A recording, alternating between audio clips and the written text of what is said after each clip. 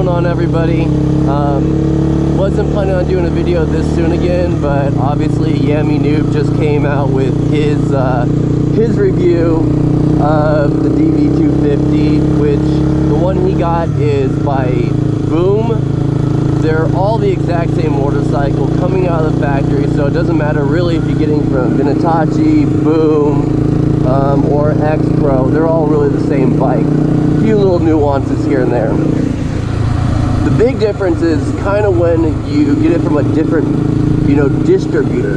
Is the distributor going to do anything, any kind of prep work to that motorcycle, anything for it to kind of make it ready to ride? I know there's about 3 of them out here in Texas that actually do prep work on these bikes, so they're ready to go. They've been maintenance, they've been serviced, bolts and all that stuff has been tightened up. But then if you get them from a company kind of like, we'll just throw Venom Motorsports out there. I haven't done any business with them. I don't have anything bad to say about them. I don't have anything good to say about them. But they get them overseas from China, and then they just ship it forward. They do give you support, warranty work. If you have an issue with it, they'll supply you the parts. But beyond that, they're not going to do any prep work for you. I got mine off of Amazon from X Pro, which is really Motoped if you look at their store site on Amazon, or if you go out, they also have another name which is Power Sports Max. They're a distributor out of California. When you order through their Motoped branch, they do prep work on it. They kind of check everything out really quick. They make sure that the shipment container is more secure. They do a little extra to make sure the bike's ready to go. So that's probably one of the reasons why I didn't have any issues with my bike. I don't have any, issues with the steering or the brakes or anything like that. It seems to run perfectly fine. And with that being said, I did work myself. The very first thing I did, I changed the oil out on the bike. I don't want to run any of the cheap oil in there. I put good oil in it. I switched out the TAM sensors. I put new plugs in it, a new spark plug in it. Made sure all the tires and everything were good. So, that's kind of part of getting one of these motorcycles. You're not going to get the service you would or the prep work before you go out and ride like you would at a big factory distributor like Kawasaki, like Suzuki, something like that. So with that being said, yeah, I'm going to have to say Yammie Noob's a little bit wrong there on some aspects of his review. He's right on a lot of it. Let's just call it for what it is. This is a budget motorcycle.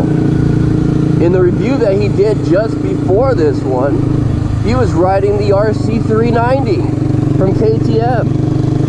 You can't compare an RC390, even though it's a small CC motorcycle, small displacement, you can't compare it to this bike. If you buy an RC390 brand new, you're going to have to go through a dealership. They're going to do the prep work. They're going to charge you all the basic fees and then some. I was looking at buying an RC390 before I bought this one. I looked at the base price of like $5,000, and then I go into the dealership, and it's going to be north of $8,000 to get the bike. And I was like, that's ridiculous. I don't want to spend $8,000 on a bike for something that me personally, am going to be using on weekends, once in a while. This is really just to check the box for me. I just wanted to go out, get a motorcycle, start riding. I took the MSF course, so, that was kind of all part of like my plan. And spending $8,000 was not part of it. So, that's where these bikes kind of have a niche that can be filled out here. These are sold all over the world for other countries that don't use large CC motorcycles. So Europe, India, Asia, all those places, here, But here, it fits a niche where you just want to have something to ride. You don't want to spend a lot of money. Looking at $8,000 for the KTM, or you can get this tax, license, ship, title for under $4,000. Yeah, there you go. Makes a lot of sense to me.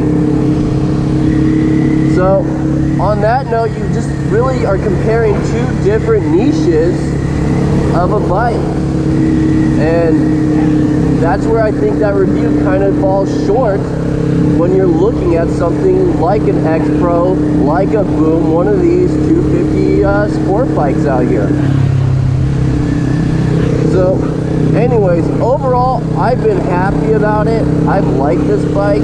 I want to continue to ride it. I'm looking maybe getting another bike later on. It might be a clone. It might be a factory bike. I don't know. But at the end of the day, like, I'm doing what I want to do on this bike, and it's doing everything it should be doing. You know, you're not going to go and win any trophies with it. I thought it was funny that Yammie Noob thought he would take his to the racetrack. You know, I'm thinking the same thing. There's a racetrack out in San Marcos where you can go do rider days. I was thinking of going and doing that. You know, get the bike on the track, just kind of see what it does. And probably be laughed at for it. But it's not a big deal. I think it's just a fun bike to ride. It's budget friendly, you know. Another thing that people can say is that if you buy something like an RC390 or a Ninja 400 used, you can get them for $4,000. Yeah, that's pretty true. But you're getting a used bike. If you just want a new motorcycle that you can have that's only been yours and only have like your touch on it, like I upgraded my bike. I did different things to it, you know, my exhaust system and everything, and I'm still under $4,000 with it. And you know, look at resale value. You're right. An RC390 is going to have better resale value than one of these bikes. This one right here, if I go to sell it right now, I paid less than $4 grand. I'll probably get less than $1,500 for it. There's no resale value. You're not buying this bike saying down the road I might sell it. I want to get my money back. You're buying this bike to fill an itch that you have. Maybe you need a little daily commuter in the city. Maybe you just want to go out for rides on weekends and just have a little bit of fun, kind of like what I'm doing. You know, you're not going to go out and race it all the time with your friends on the highway. You're not going to go and do all that kind of stuff. You're just going to cruise around on it, and for that, it's perfect for it. So, Yammie Noob, I know in your video you said you wanted to reach out to people to have a comparison. Hit me up. I'm on Instagram, you know. Comment in the sections. I'll get in touch with you. We'll talk. Obviously, you are a way more experienced rider than I am. So I hope to shed some light on really the reasons why I bought this bike and kind of the point of view on how most people feel when they buy a motorcycle like this. You know, they want something that's theirs, that no one else has owned, that they can put their own touch on it. They want it to be budget friendly, and they're not looking to go out and actually, you know, compete with an RC390. They're not trying to compete with a Ninja 400. They just want a sport bike that gets them out and riding. And honestly, if you can do that for a budget and make sure you go and get the right training that you need, get the gear that you need to ride safely, I'm all for that. That's why I'm doing it.